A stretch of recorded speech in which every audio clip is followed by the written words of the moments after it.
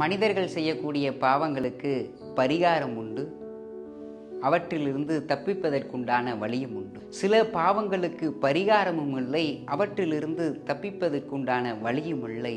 அப்படி மனிதன் செய்யக்கூடாத பாவங்களில் ஒன்று பிறர் செய்த நன்றியை மறத்தல்.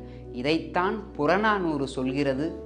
ஆண்முளை அறுத்த அறநிலோர்க்கும் மான் இலை மகளிர் கருசிதைத்தோர்க்கும் குறவர் தப்பிய கொடுமையோர்க்கும் வலுவாய் மருங்கின் கழுவாயும் உள என நிலம் புடை பெயர்வது ஆயினும் ஒருவன் செய்தி கொன்றோர்க்கு உய்தியில் என அறம் பாடிற்றே என்கிறது.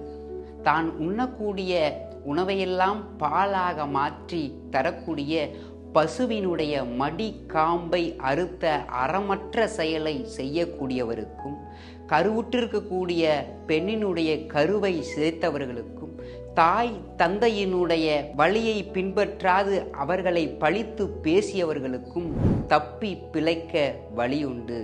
இருப்பினும் கூட இந்த நில உலகமே தலைகீழாக மாறினாலும் சரி, ஒருவன் செய்த நன்றியை மறந்தவர்களுக்கு தப்பி பிழைக்க வழியே இல்லை. எனவே பிறர் செய்த நன்றியை மறக்காது நன்றி உணர்வோடு வாழ்வோம்.